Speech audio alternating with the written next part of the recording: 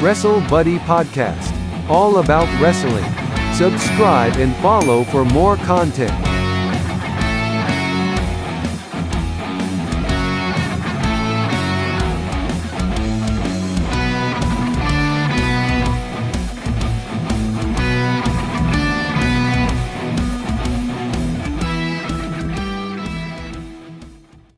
Welcome everybody to the WrestleBuddy Podcast. I am one of your hosts, Christian Garcia at True Critch, and we are here with, start off with Harold, I guess. It's me, it's TRC61 coming at you live. I'm Go on. all right, after you. You can go ahead now. Okay, one of us is coming up to you from the void and the empty space of my mind. From TNI-UK, it is the Joker. And follow me at JK Empty Space. Apologies. Things are And still a bit I'm- empty. And I'm Griffin K. Griffin K1 on Twitter. All right, and so a lot of things happened this week on every wrestling show, so we're just going to go through and run by some of the highlights. Let's go through Raw. A lot of the things that I think were the most talked about, especially on Twitter, was Piper Niven's debut and the whole Naomi controversy. Like a big hashtag started, Naomi deserves better. A lot of people complaining about Piper coming in, seeing her just beat Naomi like that and being really negative about it, but I don't see it that way. What do you guys think about that? Piper coming in as Eva Marie's muscle, sort of say. Well, Eva Marie last time got obviously a whole load of flack for not being so smooth in ring necessarily. Like, if you go on to Cage Match, she's one of the lowest voted overall wrestlers, and I think for the return, a lot of fans sort of questioning what she would do, if she'd improved at all, because Mickie James didn't release and they replaced it sort of with Eva Marie, which is a big question for a lot of people. Why would they do that? But I'm glad they put it with Piper in a way, because Piper Niven or Viper was a huge UK star, been traveling for many years throughout the United Kingdom. But it does seem quite weird that somebody who's on WWE's own programming, WWE NXT UK, and now like, who's this person? Yeah, That's sort of questionable that's looking there. But there you go. That's You exactly could say what the same thing about Pete Dunne too. I mean, Yeah, I was thinking. I don't watch the WWE, but I did catch this news on Viper going to the US, and I was thinking, why have they dropped her character from that she's built up from NXT UK and then completely repackaged her like that? It doesn't make sense to me. And to be honest, I'm not impressed that they've done that. And if I was her, I'd be a bit pissed off, to be honest. It seems they're just resetting the character and kicking the can down the road, basically. I don't think they're going to push too far or anything, but I hope I'm proved wrong. On paper, it does work, I guess, because the Raw's women's division's heavily quite lacking, really, in terms of any star power whatsoever. But I think Piper's talented and she can go with Eva Marie. I think that connection does work. With the idea of, who's this woman? You ever seen her before? It's not really realistic. It doesn't really do very well. Their own brand, all the commentators are like, well, who's this mysterious woman who we've never seen before? When, she's quite well known generally.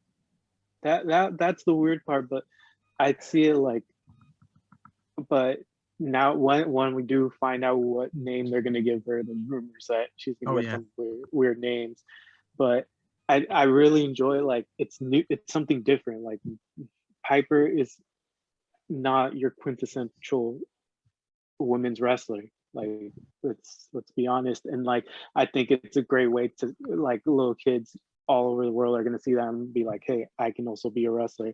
And she got to dominate a 2-time women's champion. So I think it's weird, but then she's still looking strong, which I enjoy. And a lot of people were complaining about how she should have been more serious, but I kind of like that you're getting another type of Hugger Bailey, super happy to be with Eva Marie, and then once that bell rings, takes out her opponents in quick fashion. Like I like that. It's different. I've never seen it, or it's not been shown a lot. So Well, I Piper think- Niven. Oh, sorry. no, go ahead. Go ahead. As far as I'm concerned, Piper Niven is a much needed breath of fresh air in the WWE. Yeah, I think Raw really needs something different because There is a lot of stress because Dewey are twice for being misbooking larger athletes for comedy purposes, like Bertha Faye, for example. yeah, I think there is a thing that fans fear that Dewey will be like, repeat that. But yeah, also those comments online about body shaming her, it's just no, No, I that's don't just get like that. why I don't get it. No. I How- don't get it. don't stoop that low. Like Yeah, that's just Come see on, where guys. this goes. You can't making up a hat like these hashtags could work, but like just see where this goes. And I'm interested. It's like I rather see Piper Niven beat everybody on the roster than watch another Shayna and Nia versus a random tag team. Yeah, mix-up. I wholeheartedly agree with that one, big time. 'Cause, yeah, I wrote about it before in another website. Like I felt like, and I was covering all those Raws before Mania. Like felt like I was watching an episode of the movie Groundhog Day. Like, Day. just like again, we're getting Nia Jax and Shayna versus a combination of Naomi, Lana, or Mandy and Dana. Like give us something different. People start to tune out if they just see the same thing over and over again. Yeah, and then that's what happened with me. I tuned out because I was seeing the same women fighting the same women, the same men fighting the same men, and it just got to the point where is anything going to change? And well, unfortunately, it didn't happen. But one thing I is that WWE does seem to struggle in repackaging people. So that's the only concern I have really about Piper really going to Raw. I say good luck to her and fair play to her. I just hope that they don't send a lot of potential down the pan too quickly or at all. Yeah. You know, she deserves a strong push after everything she's put into the industry, and it's time for her to really show the rest of the world what she can do, because NXT UK isn't the most watched product on the in the circuit. So it's a good place for her to finally get seen. It's just, will she get noticed? I hope so, because what I see down the road is her and Eva Marie going at each other. Yeah, it could be that's like, probably where they go with it, surely. yeah, like at first she's delusional, like, hey, I'm happy to be with Eva, and then later it goes like, oh, she's just using me. Like it could go, there could be some good stuff out of this, but we'll see. So continuing, I think another thing that stuck out to me on Raw was a tease for Kofi Mania, like 2, or like something's up with MVP and Kofi, that they're having promos backstage for 2 weeks in a row saying that you're not on Hell in a Cell, you shouldn't be in a tag team. Like, what do you guys think this is going to lead to? I think Kofi Kingston is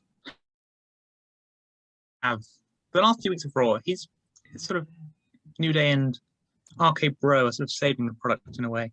Like that tag match they were putting on, great tag team wrestling right there. Out of guy from RK Bro, who were never a tag team.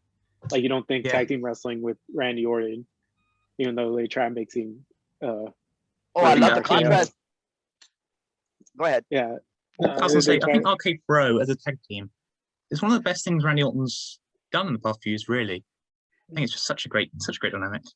Like one of my favorite things Randy did in the last couple of years, it ended horribly, but was the Wyatt family situation. Like, you saw him with the Wyatts, and it was different. Like, he's in a team. He's not like the main guy of the team, and he was helping Bray win and all this, and like that was different. And like it ended horribly with that match at WrestleMania. But we got to see a different side of Randy, and seeing him in a tag team with a goofy character like Matt Riddle is something different. Has been a highlight for Raw every week. Yeah. Go ahead. It's been a pretty lackluster Raw generally the past few weeks, but they're really sort of helping the card, just generally helping aid the show. it's felt more wrestling heavy as of late. Like they're not trying to do a big storyline besides I think Alexa right now, but like it's been like you've seen Xavier Woods and Riddle put on great matches. Like it's just been very wrestling heavy to me as of late. It seems like they're not really like they don't want to do something big until the crowds come back, which is what I think. Oh, go ahead, Harold. Sorry. No, go ahead. Finish your thought. I didn't know you were had more to add to it. Go ahead. I love the contrast between Orton and Riddle. Okay.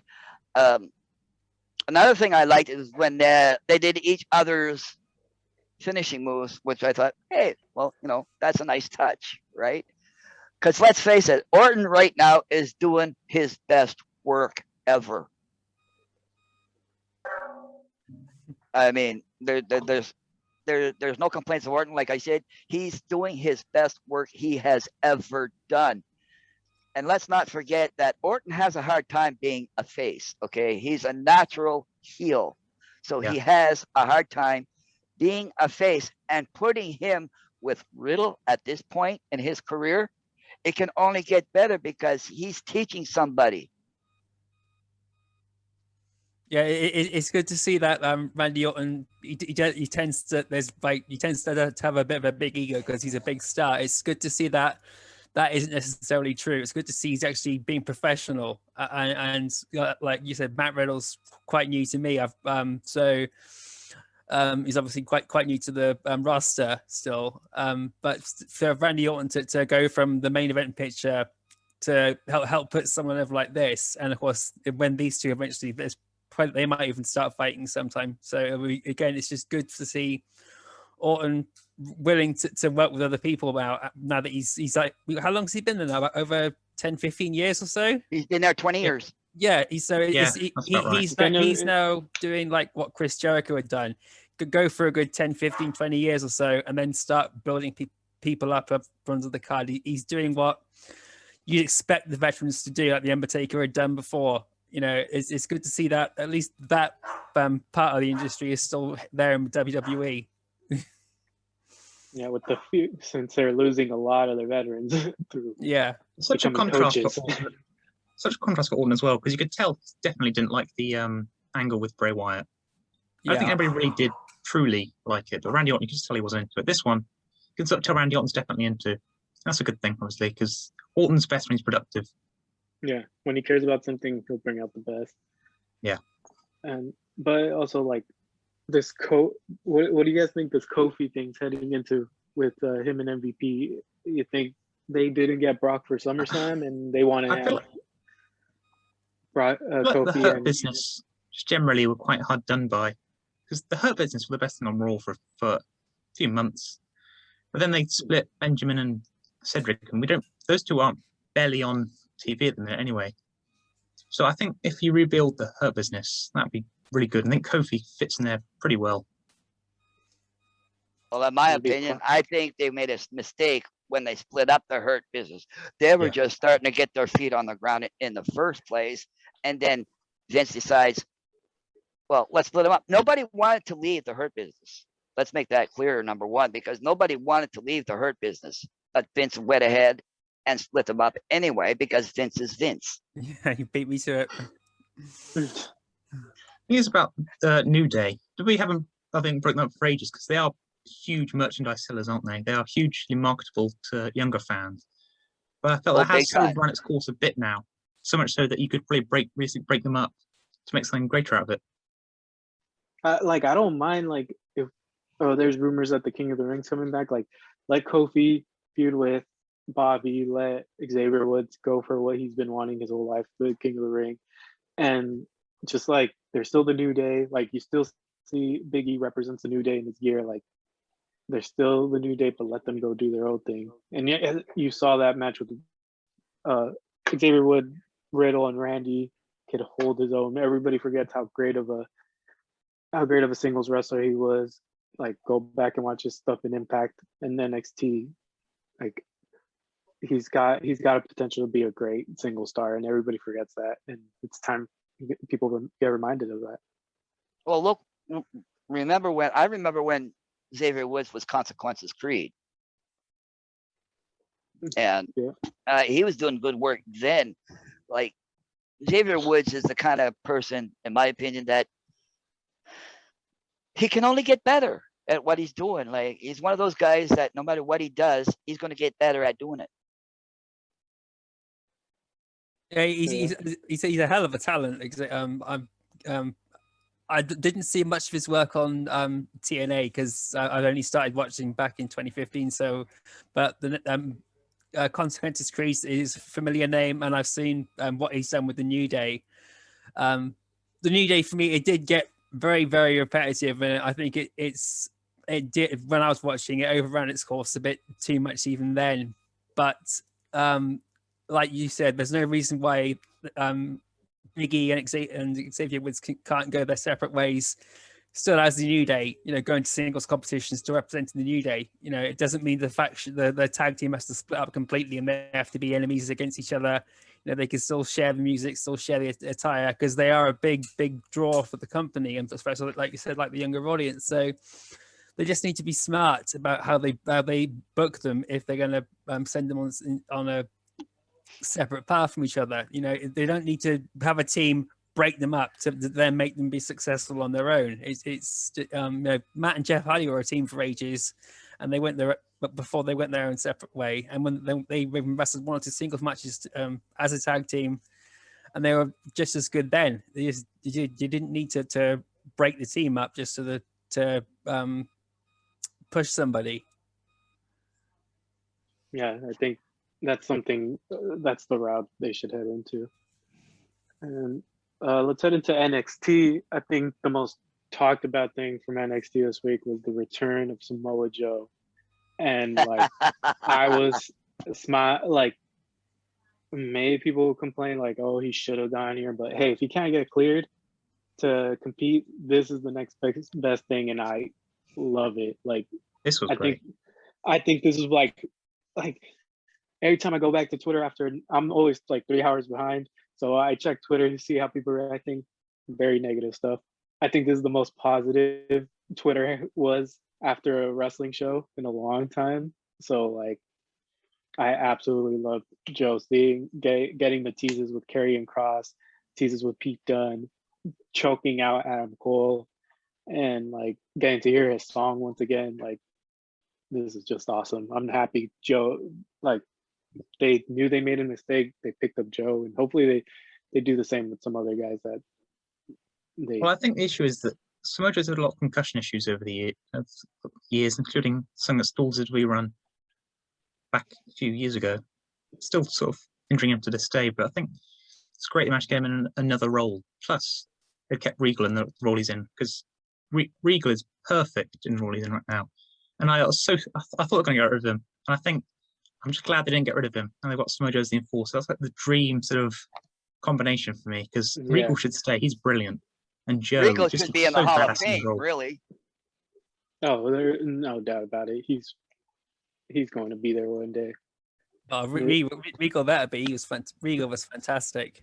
I thought I enjoyed Regal's time on he was awesome, and I've not seen what he's done in NXT as the manager in that, but his wrestling ability alone, from when I was watching the WWF through WWE, through the Ruthless Aggression era, Regal was one of my favorites, and it always did rat on my cage a bit not see him get pushed that extra step further. Although, yeah, he was Intercontinental Champion, that was awesome, but I really would love to see him be world champion, but not to be, unfortunately. But he's King of the Ring. He's done so much for the company backstage now in the roles he's doing now. And as much as I was hoping to see Samoa Joe back in Impact Wrestling as an Impact Wrestling guy, congratulations to him. I'm glad that he's found a stable platform to go to now, rather than the risk of going to somewhere like AEW and then not meeting up to everyone's expectations there, and then either getting himself injured should he go into the ring, or just get commentator. Oh yeah, just be like a color commentator or be spat at by the fans for just not being meeting their standards. So it's good to see he's gone back to work somewhere where he's familiar with everybody. And Triple H wanted him back as well. That's the main thing. Vince McMahon, he says he didn't want to cut him; it was an accident. But Triple H is the guy who got Samoa Joe back onto NXT. So that says a lot about the relationship between Samoa Joe and NXT and Triple H and the WWE. So it's not a fractured relationship. It's not smoothing over cracks. It's just let bygones be bygones and let's move on, guys. And what's to say that he won't wrestle a match here and there? I mean, there's always that tease. You know what I mean? And like, let's look at Christian and Daniel Bryan, both concussion problems. And how many years did they take off? Hey, maybe we won't see Samoa Joe for another 3 years, but hey, he'll be back one day. He might be, yeah. I'd be interested to see that match if he does come back. Look at Edge, gone 9 years. That's the sense down my spine. No, Edge is back. Yeah, Sean took four years off and was back for another 8 years. Yeah, like you found 2002. 2010 again. 2010, like 8 years. Like we got Daniel Bryan from 2018 to just recently, or he's still not done. So we'll see where he ends up. But it's possible. Like we don't need Samoa Joe. Like take your time, and then when you're back, we'll enjoy you even more. Like awesome. As long as he's still on TV, I love it. I think the Joe Regal combination is just such a great thing for NXT. Because you got in like the UK, Regal's sort of like deity over there, you know. It's if it comedy, sternness, everything, and Joe's got that as well. It's great, big time. But the thing is, if it hadn't have been for Regal helping out Triple H, NXT wouldn't be where it's at. No. Last time I heard it was on a bit of a downer, and then Regal come in and he just somehow shifted everything back into the right direction. So again, that alone should be a call to get Regal in the Hall of Fame, if anything else. Yeah. Well, I do remember seeing Regal actually wrestle too. So again, dating myself, but he is one of those quintessential wrestlers that even if he's retired, you still want to see him wrestle anyway, because like he's got that much talent. He puts his character across like a lot of people can't, because he was put in a weird position when he was wrestling anyway, when he was doing the working man, you know what I mean? Like, what can you do with that? Back, it was brilliant. You know, he put his great. He put his whole heart and soul into that character, even though it didn't work. But you know, for him, it worked. He's a man. And another thing that doesn't get mentioned is King of the Ring. Like King Booker gets mentioned a lot as one of the best King of the Rings recently, but hey, he freaking made it his own thing too. Yeah, I think Regal was the best one. I find it a bit too patronizing, but that's just for my taste. But out of all the guys he took on the King role after winning King of the Ring, Regal was probably the best, and in my opinion, he was the most original. You know, I agree with you on that. And I think if anything, they should have just left it when Regal had it, and they just let King of the Ring be King of the Ring again. But they milked it too much, and it just damaged everybody else's that followed rather than help them. But Regal, he just shone through with that. You know, because he's such a good natural heel to begin with, and he just took all that on board even more. And then everyone's hatred for him because he's not from the US. So he took all that on board. He's so good at working the crowd and just, you know. When he brought in the Duchess. That just did it for me, man. Like that was classic. That was a great touch to his character. Duchess Queenbury is great. Yeah, it's great. So yeah, a lot of things happened. Like we got a little tease of the Diamond Mine coming next week, and then a charging battery was teased. So wonder who that could be. And then we also a big thing that I think we were talking about earlier. Karrion Kross beating 4 of the big he called the Mount Rushmore of NXT. Where does he go from here now? Like, he's beaten pretty much everybody. So I think his character was over pushed. I thought he was gonna lose the title. Like, I kind of felt like nobody was talking about Pete Dunne winning, so maybe it could have been Pete Dunne winning the title, and then that's Karrion's way to say goodbye to NXT. Yeah, if they were going to put Cross on the main roster, they would have had him lose there because he could be protected in defeat that way. And yesterday there was rumors that he was at on SmackDown. SmackDown, yeah, doing dark matches for officials.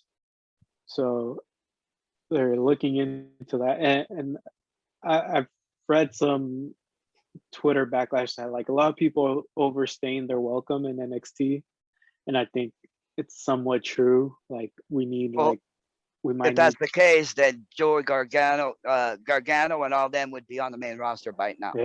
But the way has been so good lately that I'm like, I kind of want them all to go together to the main roster. Like, I didn't like them at first, but they grew on me. You know what I mean? It's one of those things that it's like an acquired taste. You know what I mean? Yeah.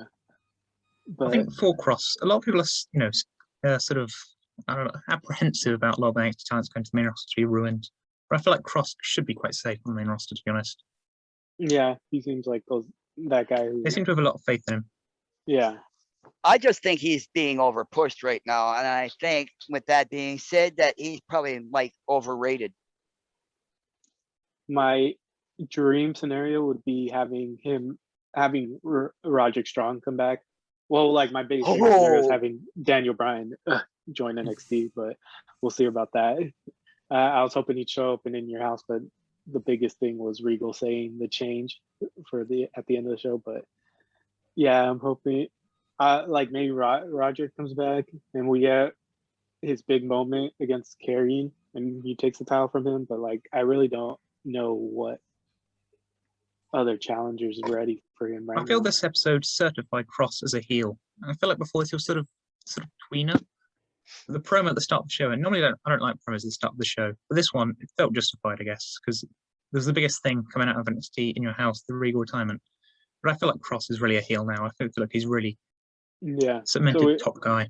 We need a big baby. Like, I don't argue with that at all. My question is he, boy? I think he's getting the push too quick, because he barely got into NXT and all of a sudden he's the champion. Like, hello? And he was a no name elsewhere, but casual fans, I guess, is what you mean. If you'd seen him on Impact Wrestling, you would have seen why he got such a bit fast push. But I think anyone going from one company to another shouldn't get pushed that fast. You know, I watched I keep track of the highlights and stuff and all the news on the side about how some of these guys are doing, because I'm a big fan of Black and Wild. He was DJZ in Impact Wrestling. I like to see how these guys are doing, and I saw that Karrion Kross had gone literally on NXT, and he's already been like the world champion now, and twice. Twice. Yeah. That I thought, if they're gonna keep him on the longer, that they need to get someone really big to take him out, because if he's gonna lose the title, it needs to be someone convincing. And Samoa Joe. Yeah. If only. If he goes on to Raw or SmackDown, he's going to need to be against someone on an equal level as him. But he's an absolute machine. Who is on his level in Raw or SmackDown? Cross Lashley? If he makes it to the roster, which he will undoubtedly, he's going to need protection big time, because they'll just eat him alive. Well, they'll just have him job out to Roman Reigns for all we know. And it's a wasted opportunity if that happens. You know, he's a fantastic wrestler, and if he's going to go to somewhere, he needs to go somewhere where he's going to be protected, like you said. You guys think MSK has been pushed really quickly? Yeah, I do. I'm hearing the crowd, and they're already like going against them, and they're supposed to be big baby faces. And me being like, I really became a big, like, I love Impact since like 2005, but then I kind of stopped because I stopped getting the channel where it aired, but then I got it again. They became really some of my favorites, the circle stuff, like the That 70 Show, Weed references. And then like, I just love, I was like, dude, Impact has some of the great talents. Like I want to support, like, especially this era of Impact as of late, like has great talent. I was all for them getting pushed. I would have liked Grizzled Young Vets winning. Same. Yeah. Or Brizongo, I would have wanted to win the Dusty Cup because they actually have connections to Dusty Rhodes. So, they, and I think it was time. They're not getting any younger either. Yeah, I think it was time for them to, for Legado to win the tag titles at least, because they've been on a roll as of late, and I love Santos Escobar, but then I knew Bronson Reed wasn't going to lose the title right away in his first takeover defense. So it's kind of weird where things are going. With that being said, I agree with what you said, but sometimes like look at Zack Ryder. He won the Intercontinental Champion at WrestleMania, and the next night he lost it. So I mean, you know, there's that stuff they can pull too. I mean, it's been done before. Yeah, I hate it when they did that to Zack Ryder. That's one of the things that really started to turn me away from the company. You know, he's been there for at least almost 10 years to begin with, and he finally gets this big title win, and the next night they take it off of him to the Miz, who honestly didn't really need the belt back that quickly. It was ridiculous. It was one of those moments where Vince McMahon just spits in the face of all the fans and just doesn't care about what anyone else is. So much for giving the fans what they want. Yeah, you know, it's supposed to get what's best for business, and it's self-interest, and you know that's one of the things that really did just make me really want to just stop watching there and then. But I carried on for as long as we got a great Miz Intercontinental run out of that. I would like him and Dolph's matches. Some of my favorites. I was there when Dolph won it when he was supposed to retire from the mat at No Mercy. The crowd was like on their toes, like into that match when he wins that. Like one of my favorite. I'm so happy I got a little goosebumps thinking about that. But one of my favorite matches ever. Let's get into Impact. We got Against All Odds, and Kenny Omega still your Impact World Champion. That's with no surprise. A lot of interferences. What do you guys think about that? Like, you know, AEW used to say like, "Oh, we're gonna have like real winners and a lot of losers," but then like they have a lot of like interference. Like I'm like if I'm watching a '97 Nitro, the whole NWO helping out Hogan keep his title. Like, what do you guys think about that? I feel it works for his character because his whole character is I'm the best wrestler. That needs help to win. I feel like that's just your character arc. To keep all these titles. I'll take your title, please. Yeah, I've been saying a title, take them all. Yeah, I've been saying it to the guys elsewhere. You know, this whole storyline with AEW and Impact Wrestling, it's been Don Callis' way of getting Impact versus AEW versus Kenny Omega and Don Callis, and that now as we move on to Impact Wrestling, it's set up to the situation we're in now. But it's all been to benefit Don Callis and Kenny Omega the whole time. And how is this? Well, you got to realize though, Kenny Omega and Callis and Jericho are all from the same city, so the storylines from that fact alone could be endless. And the fact that they've got New Japan Wrestling back on board now as well, so Omega's got strong links to Japan. So I'm more excited for that. Honestly, big time. The Impact and New Japan relationship's been fantastic, and it's on fire. We had Finn Juice come in to be they had the tag titles from the Good Brothers, and they were awesome, Finn Juice. And when they lost their belts, my jaw dropped. I did not expect them to lose at all. not so soon, and not the way they did. I was hoping that Heath would come back and Rhino and Heath would get that Cinderella story everyone was waiting for. But well soon, Heath. Yeah, but that was awesome. But again, Kenny Omega, he's a fantastic wrestler, but the way he won this match, there really wasn't any other way he could win it. He was so beat up from all the matches he's had prior to this, and you could tell he wasn't 100% coming into this match. So Moose almost went at 50% rather than going 100% in this match to just help Omega go through. And the ending though, the ending was perfect. It wasn't a clean victory, so it was all so it's you against us, is it now, Don? Now Scott D'Amore realizes that what's going on. It's like it's been building up for ages, Scott. Where have you been? Why are you? and it was perfectly oblivious, Scott. Yeah, well, I'm sure Don Callis is a great leader. It's all fine.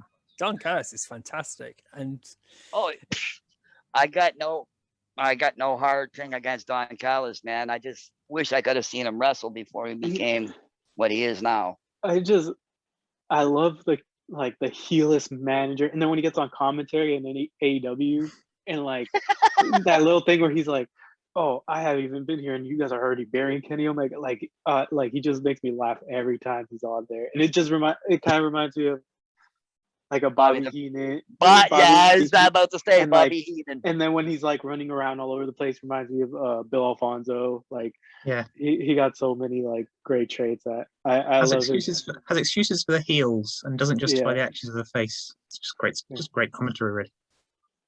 Don Callis is so sharp when if he wants to cut a promo. He can do it all. He can do it all. He's so sharp. Can do it all. He is fantastic. It's going to be a bit massive shame after he's officially finished with Impact Wrestling in terms of what he's doing now. He's officially finished as an executive vice president back in April. He's now Kenny Omega and the Good Brothers manager. So really? So when all this finally subsides and Don Callis goes off with Omega, he's most likely going to go to Japan, I think, or work with him on AEW now. Is where I see it going. But Don Callis has officially finished back in April. In storyline, what's Don Callis' storyline? Kenny Omega's dad? In the story, uncle? Don Callis is Kenny Omega's manager. It's just they've got here again, and you have to be with me again. I was sorry for laughing. He made a great comment. Don Callis, it's your Uncle Callis. Oh yeah, Don Callis is like really pushing that over. You must protect my protege type role. You know, he's just like throwing a blanket over Kenny Omega to again make this great wrestling god, this great wrestling persona. Well, Omega's great. He's great. He's all right on mic. He's not the best, but I think Callis really elevates him to another level. Yeah. Omega needs Callis, and Omega needs the Good Brothers to really excel himself on the mic and that in the ring. Kenny Omega, when he goes, he can go. It's just he doesn't see. He's not been giving it 100% on Impact Wrestling. But I watched him on AEW, and I watched his match with Jericho back at New Japan Pro Wrestling. I think it was.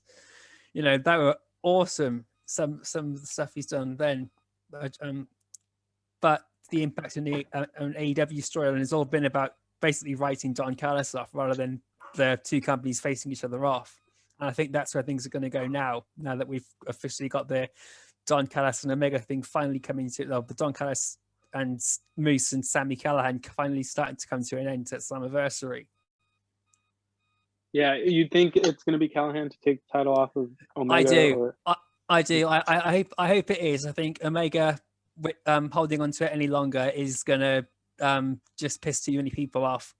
It should Callahan should win it, and then it should be Callahan and Moose bound for glory, and have them feud for like the rest of the end up to Rebellion before Moose takes us out off of Sami Callihan. Then, because these two they've been building up such a heated rivalry in a short space of time.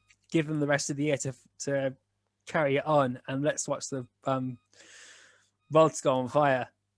Well, I think the WWE made a mistake when they let Sami Callihan go in the first place, because look what he's doing now. He's probably arguably doing the best work he's ever done. in the He's business. the greatest heel in pro wrestling right now. Oh, big Right. time. Yeah, and I love how he really puts like Impact on his back. Like, this is my company, and I'm gonna make it better. Like, I like that. Like, Impact doesn't get the love it deserves, and like I just love when their talent like really cares about the company and wants to make it better. Yeah, I feel like Callahan's their next top star again, but he's not really face. So I feel like they will try and make a face star eventually. And I feel like Josh Alexander will be probably their. Oh, I feel like he could be the next main event face. Oh, Josh Alexander. I think Josh who? I'm joking. Josh Alexander at the moment has got match of the year for me after that Iron Man match with TJP. Oh, TJP. Yeah. Josh Alexander. There's your next face is TJP. He should take the title. Like, he's been there a long time. He's been around for a long time. Give him something. Give them something to show that it was worth it for him. Jumping ahead to AEW, like look at like Ethan Page right now. Like, you go from being in a great tag team in the North, and then you go to another tag team with Scorpio Sky. Like, I think that right there is like not good. I feel like Ethan Page is a great single star, and as you can see, so is Josh Alexander's killing it since Ethan Page has left. I think Ethan Page should have been killing it by now on his own. I think their issue is, I think AEW have too many people on their roster. They've got too much talent, I think. I think that's it. And they have so many for everybody. They have so many people, and they just want, like, let's put them in teams, like have everybody stable. Like, their tag division is probably the best, and maybe in all of wrestling. They've got at least 5 or 6 top tier tag teams, as well as many other great tag teams within their ranks. Yeah, but I don't know. Yeah, I have it on the background right now, and I'm like, more interferences in this match. Well, Impact's own Carl Anderson picked up a victory on the main event, so that's cool. I feel like the OCR, the Good Brothers, I feel like they've sort of had a semi-push so far. They seem to be losing a lot at the minute. I'm just thinking, doesn't really suit up Jamie's character, you know? They got pushed right off the bat with the tag titles right when they were released. Yeah, but they didn't win the first time as they were expected. Yeah. The fatal 4-way tag, whatever, and I think the North reclaimed them. Yeah, reclaimed, and then from Motor City Machine Gun, who came out of nowhere. Yeah, the North retained them. They lost to Motor City Machine Guns. Then they won them back from the most, and then the Good Brothers won the titles, and then the North beat them. The Good Brothers. Then it's a bit of a tongue. The North were being pushed. I think that was just a swerve. I think that's all that was. Yeah. I mean, they were great tag champions, the North. I would have to agree with you, Griffin. A swerve, big time. Because they didn't hold. I think they held them for like less than a month and all that. I think I just sort of everybody thought Good Brothers were going to win, so I think it was just a swerve. That's what it was. Yeah, it was a good swerve, and it was. I was hoping it would have been enough to keep Ethan Page at least his eyes on the roster to go solo there, because he could have been killing it in the X division now as well. Yeah, he should be. Yeah, Ethan Page, he's all ego for a reason. He wanted to get this match he had so hard to kill, to go something like the Broken Universe did. But Don Callis and Scott D'Amore were saying to him that we don't have the money for it because it's just too much too soon. You need to give us time to plan it. And they told him this months ago, but before the match, before he'd even decided to let's bring the Karate Man in and see how this goes. So Ethan Page sort of dug himself in a hole from a good 6 or 7 months before his contract was due to expire. And he already made his mind up that I'm going to finish with Impact Wrestling. I'm going to go here, and now it's biting him on the ass badly. I really love how it started about Omega and Callahan. We're already at the North. We're already completely off topic here, but there you go. Oh, this is what Omega does, isn't it? Yeah. Damn you, Omega. Yeah, Sammy Callahan, not Omega. And you know what? We don't live in igloos in the Great White North, believe it or not. We do have houses here too. No. Okay, don't lie to me now. That's just straight up lying. Please don't. Come on, not here.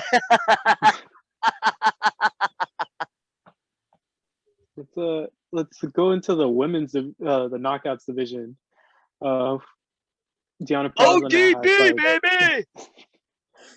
Yeah, I'm sorry. Deanna Praza has went through the entire roster, and now she lost her 2 lackeys, Kimberly and Susan. So where do we see her heading into Slammiversary? I've said this, I think, before elsewhere, but I really feel like Deanna shouldn't have lost the title to Susie at whatever pay-per-view that was. Can't remember what pay-per-view it was. Because I feel like Faraz would be a great sort of heel champion for like a year or two. I feel like she'd be just a great long-term champion, done great matches, but a year and a half maybe, and then eventually lose it. Because then the next person will feel even bigger. Yeah.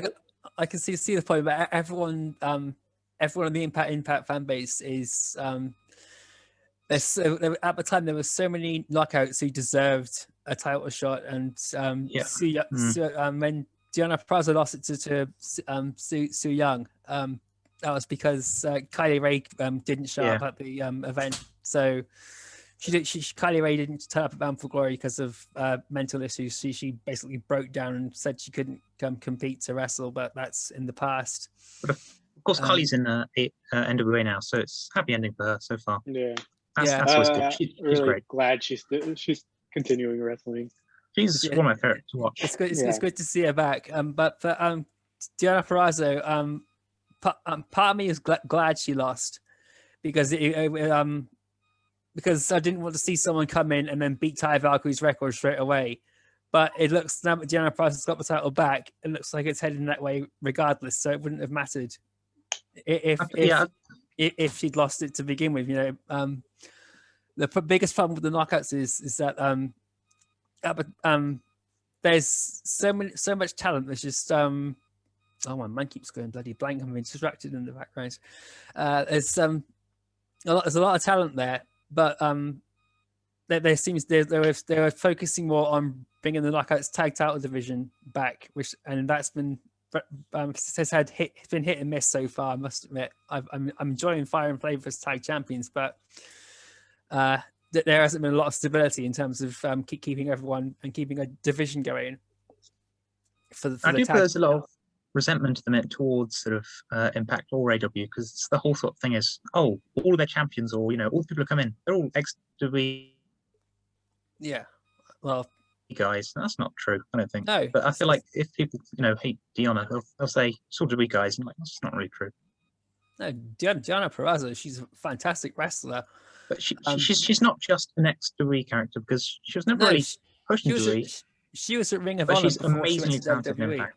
Yeah, she evolved out of like that. I'm an ex-WWE person that she's just like impacts Deanna Purrazzo at this point. Like, like you forget like she was in WWE because she was hardly in WWE. Like, it didn't feel like that long she was there. But I can see the argument of people going, oh, they're all WWE guys.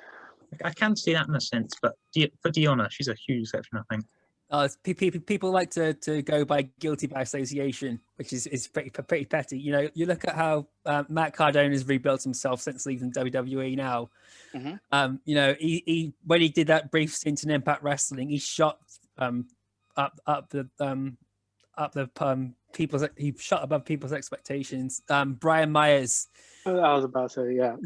Brian's completely different from what he was. Even Eric Young, when he came back to Impact Wrestling after his time at WWE, they made a mistake letting him go. I don't care what anybody says. They should have kept him in WWE because he would have gotten better. Yeah, Eric Young has absolutely killed it. He's got one of the best factions going ever. It wasn't a matter of Eric Young's talent in WWE. It was a matter of booking. Yeah, in NXT, Sanity were they were a good tag team, but on the main roster, Sanity on SmackDown were just. They should have ran with Sanity. Like, I remember on SmackDown, there was an episode of SmackDown I remember where it's it was 3-on-1. The Miz defeated all members of Sanity. Easily. I love Sanity. Without Sanity, Nikki Cross wouldn't exist. Yeah, they should have just had Nikki Cross with them, and then. Mm-hmm. Going off of that. Then they got crushed 3-on-1 by the Miz, which is that's the height of wrestling, I guess. Yeah. That's what wrestlers aim for. Well, the thing with Miz too, like you got to remember, he didn't come through the WWE through normal channels too. He came in as a reality star. Yeah, nothing's better than getting crushed 3-on-1 by a reality star. No, WWE needs to get real wrestlers back into creative rather than Hollywood bookings.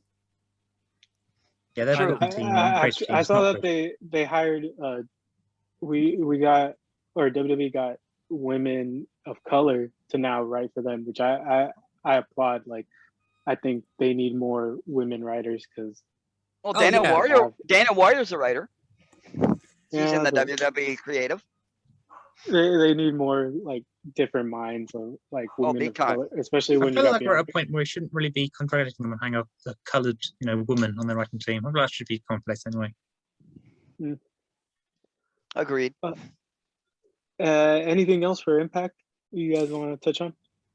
Yeah, Deonna Purrazzo hasn't got an opponent right for Slammiversary. Oh, so yes. the speculation at the moment is it's most likely going to be Taylor Wilde. Earlier today, Mickie James had put a tweet out that she was interested in going after Deonna Purrazzo. The Mickey trash bag on Impact. Well, yeah, her trash ended up on Impact somehow. Yeah, so either an inside joke or a massive hint. I think it might just be an inside joke. I don't think she'll come back. I think she's at NWA. Yeah, I think she might stay on for a while. Yeah, probably go with her husband. Mickie James jumping on the bandwagon and saying that she's interested in fighting Deonna Purrazzo. That's got me interested, thinking that maybe she is going to make a comeback just for the one match at Slammiversary and then disappear, or the one match, or come back at Slammiversary, do a match at Bound for Glory, and then move on elsewhere. And Britt Baker is someone else who's also got Deonna Purrazzo in her sights as well. So I want to know what you guys think. Do you think Britt Baker and Deonna Purrazzo could happen? I think that'd be good, because I think both of them are the best female characters on their roster. I really like it. Just sucks that it's just been like Omega is the only AEW guy. I want to see like it to be like, let's do a one-time pay-per-view AEW versus Impact. Yeah. Then you go watch it AEW and they don't mention anything. You don't even know Kenny's on Impact most of the time. Like, so I wish this leads to more cross promotion matches that we're seeing with New Japan and Impact. So yeah, I would love to see Britt Baker and Deonna, because they are now on another level that this has money written all over it. I wouldn't necessarily say the best wrestlers necessarily on their roster, although they're both really quite good. I think they are the best characters in their divisions. Oh, I think character-wise, Rosemary's the best on the Knockouts division. But Deonna Purrazzo is definitely the best women's wrestler on the Knockouts division, if not probably in the world. No disrespect to the rest of the fans in the lockers out there. This is just an Impact guy saying it how he sees it. But Britt Baker is fantastic, and I really would like to see Britt Baker and Deonna Purrazzo, because Britt Baker has said after she won the AEW Women's Championship that she is interested in facing Deonna Purrazzo title for title. Deonna Purrazzo is facing Fabi Apache next month at Triple Mania. Where is the what's the interest in the title for title? I mean, where do you go from there? No, I don't. So that's the only thing that I'd question if Britt Baker and Deonna Purrazzo go title for title, because they did that with Rich Swann and Kenny Omega, and fans weren't overly impressed, to say the least. It was a great idea, but AEW didn't put Impact Wrestling over enough to make it worth Impact Wrestling's while. Mm-hmm. So if Deonna Purrazzo and Britt Baker did it, now that it's not about Kenny Omega and Don Callis, it's now literally more of a professional atmosphere with Britt Baker and Deonna Purrazzo. If it should be title for title, if it does ever happen, then Tony Khan would most likely be giving the Impact roster a bit more of a rub this time, a bit more kudos, and vice versa. Although personally, if Britt Baker and Deonna Purrazzo were to face off, I would rather it be non-title, or I'd rather see it at. I'm hoping it'd be at Bound for Glory if it happens this year, or wait till next year. Wait until Slammiversary next year, and have a match for bragging right who's the best wrestler. Yeah, There you go. bragging There you rights. go. I don't think like one taking their title, doing it twice. I don't see that. No, I don't want, think. what I want is Omega staying to his gimmick, beats Britt Breaker, and Deonna Purrazzo wins all belts. Yeah, Really got to keep to his gimmick there. But where do you go? Like I said, where do you go from there if you pull that off? There's nowhere you can go, really. no, you're stuck in a corner for a long time. And It's a dead end. yeah, it's what's happening with Kenny Omega at the moment. He's got all these belts now. But I think this is also why I think he's probably going to be losing the title at Slammiversary. He's got the Impact Wrestling and TNA World titles at the moment, and when he should he lose the Impact Wrestling title, I'm pretty sure the TNA title is just going to disappear into nowhere. You know, and his focus is now going back onto Japan and going back onto AEW after he's finished with this stuff at Impact Wrestling. So Omega's got his plan for the future already set in stone, and I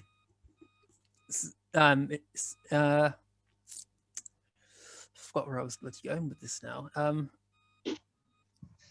No, Well, it's Omega will do that. It's gone. Yeah, we'll have to stop. It's gone. Well, I guess that's a good way to segue into SmackDown. That happened. Is it a good way to segue? I don't know. But yeah, we Smooth transition there. There you go. Yeah, smooth transition. Yeah. Close enough. If there's anything else you guys want to talk about Impact at the moment. I think Yeah, SmackDown. we have the Ultimate X. Oh yeah, I think Ultimate X I forgot about that. coming back. That I'm so excited for. Like, Yeah, I think ODB should return and take the knockout title and tell him how it's done. no, ODB might come back. She said never say never, but I don't see it coming back anytime soon. I want to know who you guys got winning the Ultimate X match, and where do you see it going for Bound for Glory? You know, we've got Josh Alexander, Trey Miguel, Ace Austin, P.T. Williams, Rohit Raju, and Chris Bay. So P.T. Williams takes it. A 6-man Ultimate X match. And Didn't P.T. Williams win this?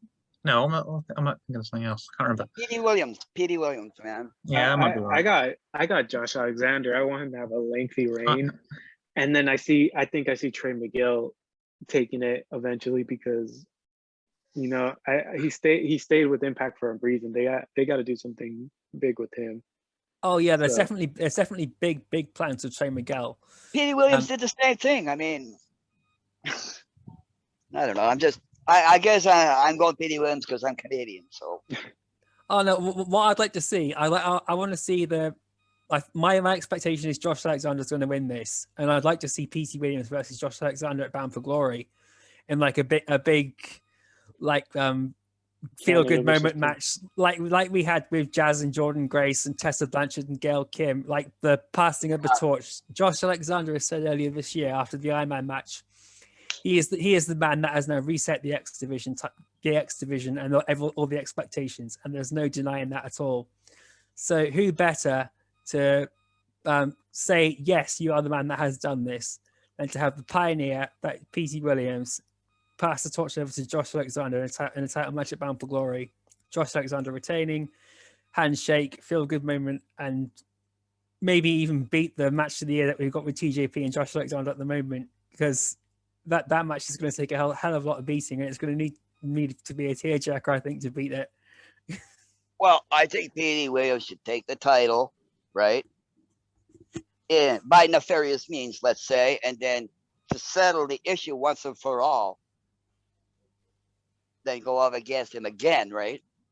Oh yeah, I can see that working too. But the other thing I think is Josh Alexander's contract is up next year, so there's a chance that after he's done here, he might be retiring from wrestling. Retiring, really? But that's a rumor. It's not a concrete fact. But you know, same thing could be said about P.T. Williams too.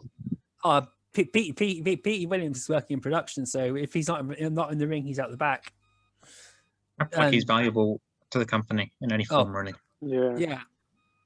But Josh Alexander, I want to see this X Division title run as it's redefining the X division. I want to see him beat Austin Aries' record for the record that Austin Aries has got for the X division title run. So he's got to hold it for over 310 days or something to beat it. Austin Aries deserved his title run though. He did a lot with it. Oh, Austin Aries deserved it, but I think we had Taya Valkyrie come in, redefine the Knockouts division. She beat the record for the longest reigning Knockouts champion. Josh Alexander and Ethan Page, they redefined the tag division after LAX redefined the tag division. LAX did it by becoming 5-time tag team champions, and the North. I like LAX. The North did it by becoming the longest reigning tag team champions, and it would be a massive feather in Josh Alexander's cap after 16 years of wrestling and only about 6 years of that being on television to have the longest reigning tag team championship run under his belt and the longest reigning X division title run under his belt before getting onto the main event scene because he is Triple Crown material. And they can bring back that was it. Oh, they've got the option C. Yeah, they've got option C. Ace Austin was constantly teasing to do that, which is what cost him his title. Is because he was so focused on just getting one over and then cashing in the title to go for the world championship against Kenny Omega. He lost his focus against Josh Alexander and lost the match. Yeah. Well, that's Ace Austin's excuse. So yeah, I can see Josh Alexander going for option C as well after a great lengthy reign. Yeah. I think that'll be the most obvious outcome because it's what Austin Aries did, and it also doesn't make Josh Alexander look weak. He ends his run on a high, like Austin Aries did. He ended his run on a high rather than ending. Although, if anyone was to beat Josh Alexander, it wouldn't make him look weak. But then it would also make it much more realistic for Trey Miguel to win it then afterwards. Well, unless Ace Austin or someone was to beat Josh Alexander, because although that's Trey could beat Josh Alexander. His ability since he's come back after that's has been absolutely amazing. He's like reinvented himself in 6 weeks of being away from Impact Wrestling, and he's like a completely different wrestler. It's like, where the hell was all this when you were with the Rascals? Yeah. I agree with you on the point of the longest title run thing, but I don't think it should be done to the point where it's done with 2 titles. Oh yeah, I can see your point there too. It just seems a bit like predictable. But that's my personal feelings though. I think because I'm such a fan of Josh Alexander, I'm just going off the pedigree that he has as a wrestler. Speaking of NXT UK for a second, I'm going to bring up Nathan, who used to be Ben Carter. I think if anybody's deserving of a title run, record-breaking one at that, it would be him in NXT UK. Yeah, it's going to be interesting to see who takes away Walter's now 800+ day reign as UK champion. I think what they're doing in NXT UK is going overboard with the longest reigns and stuff like this. I mean, they are trying to be like WWE, right? I mean, I find Walter's reign, while it is enjoyable, but the thing is, I think it's a bit too long. It's a bit predictable. Yeah. Yeah. So, yeah, it's going to be interesting to see who could take that away from him. Or maybe if he even gets it taken away. We saw Asuka. You know who I'd love to take it away? Is Ilya Dragunov. Yeah. Their matches together were amazing. Some of the best, like, match of the year. Match of the year. Yeah. Match of the year candidates, every single one of them. Well, let's get into NXT because we still got 2 more shows to cover. Okay. But we got Hell in a Cell on free TV this week with Roman Reigns versus Rey Mysterio ahead of Sunday. What's your guys' thoughts on that? Number one is a feel-good match because it's Father's Day. Well, we got it early for compared to Father's Day. But you know what I mean, right? Yeah. I bet you any money a lot of people didn't realize the severity of the case when they, it's the 20th. Okay, But a lot of people don't realize it's also Father's Day, and they probably didn't get the idea ahead of time because they're not thinking Father's Day, right? No, I think I thought this was weird. Why didn't they say it's called Hell in a Cell? Like, can't go wrong with that. I thought like, oh, like I'm on Twitter, it's like late night, and then like everybody's just quiet, and then this pops up and people go nuts, like what's happening? Like, what's the point of this? And I can't complain. Like, you look back at all the great SmackDown, like you got Angle and Brock in a 60-minute Iron Man match for free. We just got a free Iron Man match last week or 2 weeks ago. Like, there's nothing bad about it, but like, and it's still like, it was still a great match seeing Reigns do what he does best. The issue is, if you'd already bought the pay-per-view, for example, I mean, I know no one's really buying pay-per-view these days, it's all on the network or Peacock, I guess, really now. But if you bought the pay-per-view, and the biggest match probably on the card is being given away on free TV, like a few days before, you'd be like, you'd want a refund or something, wouldn't you? Yeah. See that, but luckily it also leaves their biggest star in Reigns without a match at the pay-per-view. Just weird. I thought what they're going to do. I thought they were going to do a thing where they said like, he beats Rey Mysterio, then somebody else comes out, and that sets up a match for Sunday. That sort of weirdly didn't happen. And instead, we're getting Bailey and Sasha together. Bailey versus Roman. Bailey versus Bianca. That would be great. Bailey versus Roman. Yeah, I love it. 5 stars. We got Bailey and Bianca in Hell in a Cell, which Bianca has been on a roll as of late, and letting her be in a Hell in a Cell. She has done well to stand out. She feels pretty different versus the roster still. Yeah. So in a way that Rhea Ripley doesn't really. So that's good for Bianca. I love since winning the Royal Rumble, how her career has just lifted off because she deserves it, and putting her in a Hell in a Cell match brings her to another level of having probably a Star of the Year candidate right here. If not match of the year, if not Star of the Year. Yeah, no, I agree. We already know Bailey and her can deliver. So this Hell in a Cell, like, even though it's been with 2 days. With what you just said, Bailey and that going to be delivered. Now, if she still had been the hugger character, that wouldn't have happened. No, Bailey's on another level. She doesn't need the hugger. Big time. I love what she's doing. Yeah, this psychotic laughing character. It's just the whole ding dong thing. It's just incredible. And then we got like that whole little scene of her holding up the title with a multiple. Yeah, the door for her little like talk show, whatever it is. That's just funny. It's just good stuff. Just last week, how like they're like, oh, who's behind the door? It's like, it's obviously her and Seth Rollins cackling was perfectly like evil, like head boss kind of sinister. Brilliant. Yeah, I love it. Sort of mustache twizzling, sort of. Just the flash of lightning in the background. Hey, they're in the Thunderdome. Why not? Weird little things like that. But why not? I mean, it's great. I like what Bliss is doing. Number one, it's too bad we haven't seen her in too much action. That's the only drawback I find on this. Yeah, and then we got 2 more matches added to them, but we can talk about that later. One thing I enjoyed about SmackDown is Alpha Academy as of late.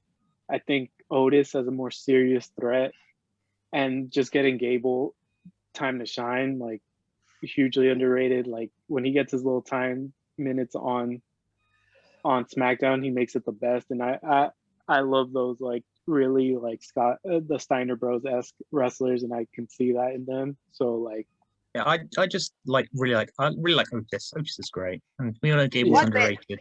What? So the thing is, and that- Gable's a great wrestler. He hasn't got much character, and Otis has got a whole lot of character. So it sort of works. Both guys, it's just such a great tag team. On a personal level, Vince loves Otis. Took on Money in the Bank, don't forget, and he won that last year. If this Otis won Money in the Bank, I wouldn't be mad about it. Like, Doesn't that feel like 10 years ago that Otis won Money in the Bank? Huh? Doesn't that feel like 10 years ago when Otis won Money in the Bank? Oh yeah. What they should have done. What WWE should have done was bring in Otis as he is now, and then turn him. Yeah, they should have done that. Like Nikita Koloff, somebody. Yeah. Originally, and then eventually turn them face over time. But Exactly. yeah, I'm excited for this and seeing if the Mysterios are having problems with Roman and his family. Maybe we'll head into them being future tag team champions anytime soon. Well, everybody knows it's going to end up with Dominic turning against Ray. Everybody knows this. For vengeance for his real dad. You know, Pretty good. that was the plan when they brought Dominic in. I'm surprised it took him this long. You know, because he was supposed to turn a while ago on Ray. But I like the direction where it's going now. And after we got I think the last Friday night AEW, which thank God, I feel weird watching AEW on Fridays. And there's nothing on Wednesdays. It started off with an MMA-esque fight, which, you know, I like how Hagar is as a fighter. He's a freaking badass inside the octagon. But then you had Warlow busting out Hurricane Ranas and power bombs on there. It's like, how are we supposed to believe this was a real fight? Which we all know none of this is real, but yeah. And then he busts out a Hurricane Rana in the it breaks the immersion. Yeah. You know what's UFC? They're just Hurricane Runners. That's what it is. You can't stop them from Hurricane Runners. I can't wait. Hey, if I pay a UFC fight, I want my money back if there's no Hurricane. Too many 450s in UFC. Yeah. Yeah, that was just weird. They need to stop them, really. It's too many. Well, you lost me a long time ago because I lost count. You guys think this Inner Circle and Pinnacle feud has been going on too long? I feel like they've had so many big matches. Yeah, I right off the bat. I think it's being overdone at this point. It's weird how they started with team versus team, and now they're doing like member versus member. Like, that feels sort of the way around, I think. Yeah. Like, you had the big blood and guts match, which looked like, oh, that writes off Jericho to go be with Fozzy. And then, oh, they're going to go do their own thing for a while. And then you had Stadium Stampede. And then now they're still feuding more individually. Like, just what they should have been doing is like they're doing with New Day right now in WWE. They're still New Day, but they're doing their singles shit. Yeah, I would have thought that they would have twigged and done that now. But something that AEW seems to be reluctant to do is to break up these big stables. It's one of the things that it hasn't got my attention to go back and start watching it again. Is that they have these big factions, and you can see they're still hanging around, and they're still in the spotlight more than anybody else. And it's one of the roster's packed enough as it is, but big time.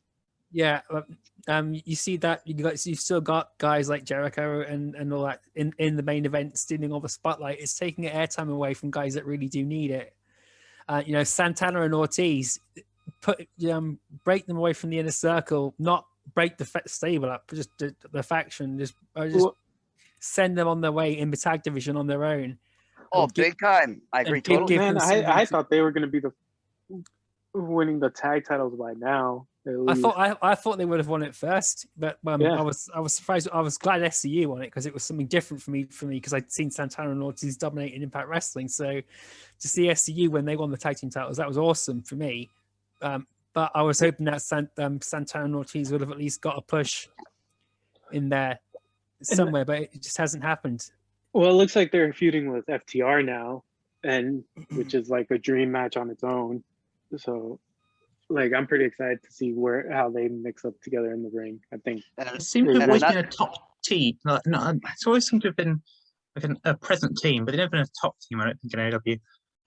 Yeah, and everybody's forgetting one fact too. MJF has no qualms about jumping ship to go to WWE. yeah, I think so. It wouldn't surprise me. He has no qualms. He has no qualms about it at all. He's Flynn as far as saying it. Mind you, he'll say whatever he wants, but it wouldn't surprise me. And you know, if he's done it all in AEW or as much as he feels he can do, then hats off to him and good luck to him if he wants to go elsewhere. I've got nothing against people that, you know, they bust their ass, they do what they need to do, and they're satisfied in one company, so they decide I'll go to here. Some people take that too personally, and which is a bit petty. You know, when Ty Valkyrie left Impact Wrestling, a lot of people took that really, really personally. To me, she did everything she needed to do. She was there for 3 years. She beat all the competition. There was nothing else for her to do. What was the point in seeing hanging around?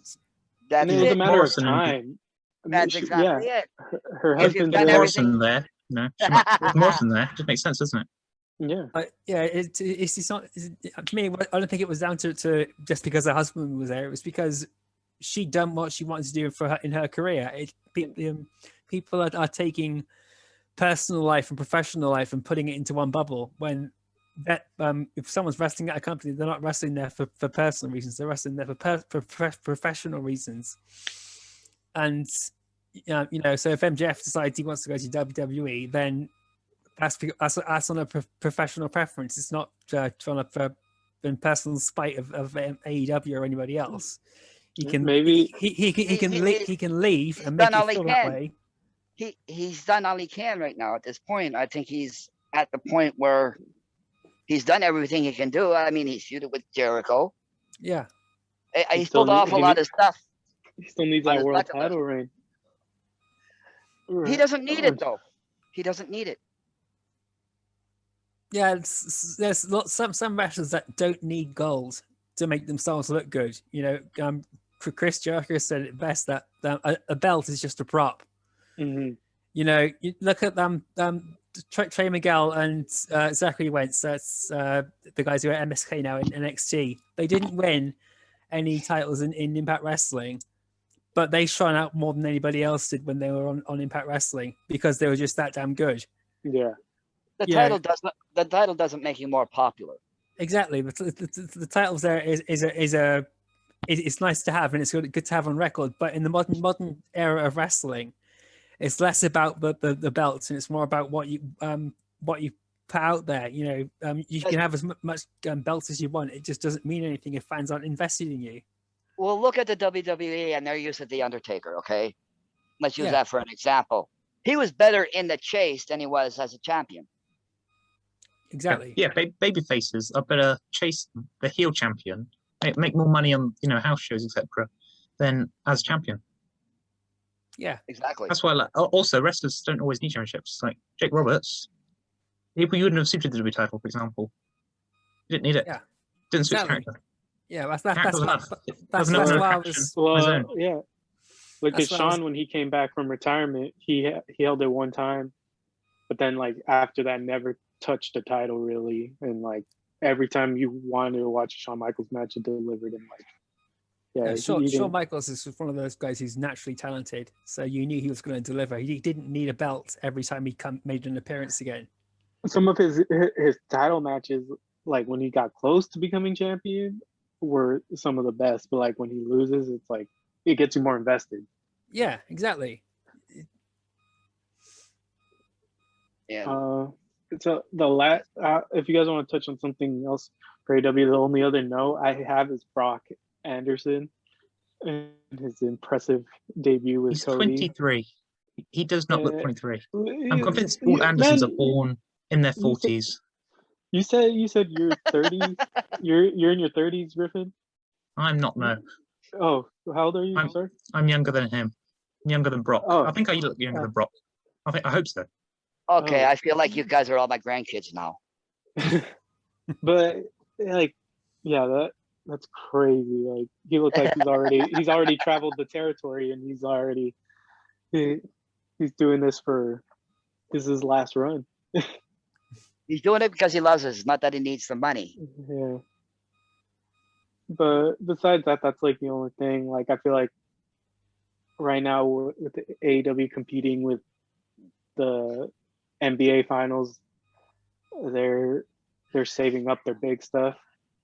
Yeah. And everything was pretty much pre-taped. A lot of look at WWE when at their I think it's SummerSlam. It's being held on a Saturday, so everybody can pay attention to the boxing match on Sunday. Which I will be there. I will be at SummerSlam officially. I've gotten my tickets. So dude, you gotta send us some pics. You gotta send us some pics about that one, brother. Yeah, I will. And I guess to wrap up, the big thing happening tomorrow is Hell in a Cell. You guys want to run through the match card and predict where we're going? Okay, let's go through from the bottom to the top of the card. Exactly. All right, first we got Cesaro versus Seth Rollins, one of my favorite matches from SummerSlam weekend. We get it again on Hell in a Cell. What do you guys think about this? Does Seth get his win? And then it goes 1-1. No, I think Cesaro should win. I think, but I'm not sure if Seth Rollins will. I'm gonna say Cesaro still. Yeah, I think they have enough push for him. Same. He's been there a long time. He's been there about 14, 15 years now. He deserves a title in a singles run. Yeah, and I hope this match goes longer than their match at WrestleMania was surprisingly like 10 minutes, which I didn't feel like it was. So I hope this goes longer and they deliver bigger. I agree. I don't think they had enough time to display at WrestleMania.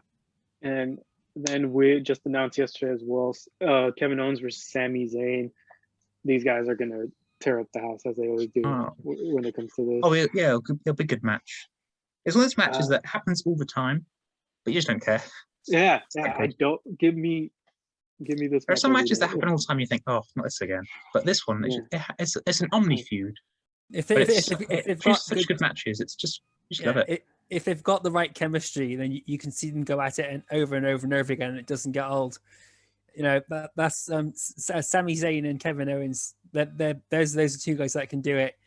To take someone from Impact Wrestling, Sami Callihan and Eddie Edwards, you know, you could watch those guys go over and over again and not get bored. So it's because they both always leave at 100%. Yeah, they always have something to prove every time they get in that ring.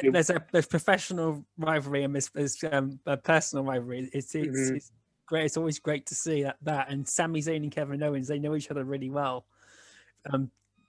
Before they came to WWE, so it's good to see. That's Generico. It's an orphanage in Mexico. Yeah, he's not. People. That's the storyline, so that means it's definitely true. Yeah, it's good. It's good to see that history, then the chemistry that's still carrying on. Oh no, I'm just talking anything. Who do you think's going to win? Honestly, I think double disqualification. There you go. Oh, maybe. I hope not. How do you get disqualified in a How do you get disqualified in a Hell in a Cell? That's why I was hoping. No, this is not in Hell in a Cell. This is just regular match. No, don't remind me about the thing of Seth Rollins. You don't deserve to remind me about that. Seth Rollins got a bit too sledgehammy. Yeah. A bit too happy with the sledgehammer. It's a clown hammer. It's more dangerous to use. Like a giant gravel. I see Sami Zayn win. I think Sami Zayn's winning as well. Because Sami Zayn, this conspiracy of Sami is like so great. And then like if he wins this, it makes him even more crazier. Like, look, guys, I can beat Kevin Owens. Blah blah. And see, I told you there was a conspiracy. Yeah, I hope both of these guys get added to Money in the Bank pay-per-view ladder match as well coming up. Because I don't see where they go from here after this. Yeah. Who do you guys got for? Oh, Sam. Everybody said. Yeah, I think everybody said so. Move on. We got Alexa Bliss versus Shayna Baszler, a very weird feud going on here. Looks like this could be the last time we get like weird cinematic. Alexa Bliss has beat Randy Orton on pay-per-view this year, so I mean, that's happened. Yeah, we got. One thing to point out: this is the last Thunderdome pay-per-view, so we're gonna get like a little magic. Shayna's lost every big match she's been in. It's hindering her, but I think she's losing again. I think Bliss is winning. Yeah, I don't want her to. Don't get me wrong. I think Lily will get involved. Puppet.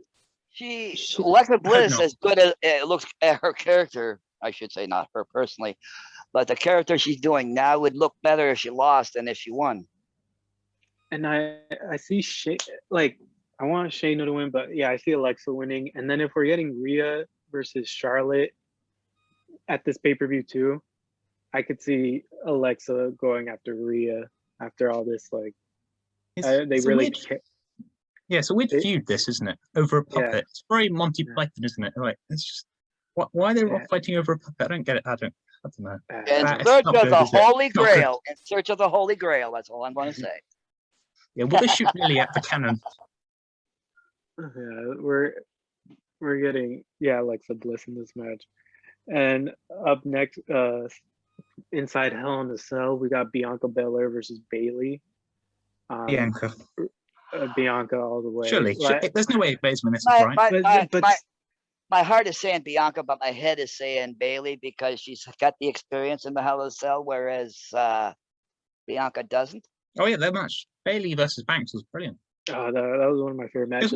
That whole pay-per-view. The feud was a bit underwhelming overall because it was like 6 months of build for like a month of feuding, but the match was absolutely great. Yeah, we're gonna get a good match out of this. Bianca's gonna show that she can really hang in with these big matches. So I'm excited for that one. And then we got Rhea versus Charlotte Flair. WrestleMania rematch. And where do you guys think this? Are we gonna get the 16th reign for Charlotte? Definitely at some point. I don't know if it's this event. Oh yeah.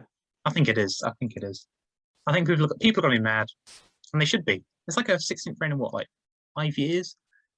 It's still weird. Yeah. True. But yeah, I see Rhea winning. Hopefully, screwy finish. Let's give her a clean reign. And then, we were talking about, I hope Rhea person doesn't need the title. I think Charlotte Flair. We got it a few SummerSlams ago. Her and Trish Stratus. We got. Yeah. Question: who's the face in this feud? I think it's Rhea, but it's very hard to tell. She's definitely being a heel in promos, and Charlotte's not a good character. And everybody's forgetting the fact that Nikki Cross is in the background here through all of this. They both booked them terribly. Charlotte and Rhea both lost and looked like jokes and have been counted out or DQ'd and lost to Nikki Cross in recent weeks. So there could be some. Let's book them by booking them badly.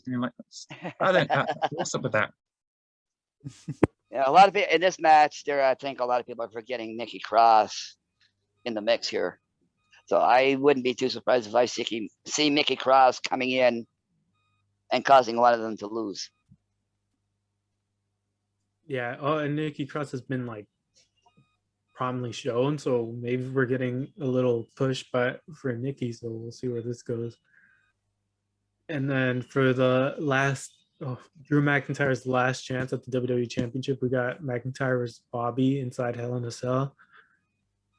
I think I'm gonna go with Bobby. I think it's Lashley as well. There's a lengthy reign. This is his first time holding the championship. They've made a good decision in making this the last Drew McIntyre match with Bobby Lashley. And because they're good and all, but they do get quite repetitive. I think Zayn and Owens are split between various years and months. This one just feels like it's like Raw on a loop. Yeah. And the thing is too, this is his third, fourth match now. So this is be the last title shot, right? So what I think they're going to do is set up for maybe a Kofi Kingston win later on and have McIntyre take the belt from Kofi. Or have McIntyre we got Cena coming back. Like we Yes. don't need that. Like we can get McIntyre feuding with somebody bigger in the meantime that doesn't need a title match. Like Rock's coming back. like Brock we, is coming Anderson. back too. but then I feel like if they can't, they're not getting Brock back. Why They are they are. setting up some? If they're setting something up for Kofi, what's happening? That's what I don't get. Oh, Kofi Nothing- versus Brock 2. Nothing better than 4 a seconds David this time. Goliath match win. You know what I mean? Nothing better than a David Goliath match win. And Lashley's They been should do that. They should do Kofi versus Brock again and have Kofi win, I think. Yeah, that'll be good. But to put aside Lashley for that, I think yeah. Lashley Lashley. versus Brock's the match everybody wants. And they should do it. They should do it in first round. Yeah, so if Brock's coming back, let's do Lashley. Yeah. Rock's That's the coming match back. everyone wants to see. Rock is If they coming bring back out wrestlers, too, what they so- want is Brock, Lashley, and Rock Reigns. They're the two you should bring back in the match they should be in. As apparently they want Cena. I and want to see Lashley against Rock. Yeah, that's gonna be. So it's interesting. The last And have Cena go against Kofi Kingston. Thunderdome pay-per-view. Good riddance. We're getting our crowds back. So Amen. Amen. it's gonna be exciting where things go from here. But yeah, I think So that's been this week in wrestling, I guess. yeah. Big moments happening across all shows, really. And everybody's getting ready for the crowds coming back. It's gonna be Yep. exciting. What changes, and then we're going into Slammiversary. We're getting hopefully new, and we're heading into July, which a lot of people's 90 days no competes coming up. Interesting, where Yeah, eyes on Slammiversary, guys. surprise Yep. Slammiversary and surprises in AEW. Yeah. Where around Hell in a the- Cell. Yeah, From what I Surprising. understand about some of that is that Tommy End will end up in Superkicked in Toronto. We'll see, man. It'll be interesting. We'll see. And as always, we've been the WrestleBuddy guys. Dudes, I think we are really. Yeah, keep follow us on Twitter at wrestle_buddy, and follow me on Twitter at TrueCritch. And Harold. You can follow me under the RevCupid61 on Twitter. On Facebook by my real name, Harold Lubert. I've got TikTok under the RevCupid1, so I'm not hard to find. Yeah, you can follow me at GriffinK1 on Twitter or at GriffinK on Instagram. You can follow me on Twitter at JOK empty space, and you can step into the void. Just look for the hashtag empty space, hashtag the void, hashtag Daily Giggle on Facebook. You might find me there, but you step in at your own risk, guys. Thank you, Whoa. thank you, everybody. We'll see you guys next week. Take care. Peace and love. Pass it on. Keep rocking, everybody, and stay safe, man. Thanks for tuning in with us today. Bye.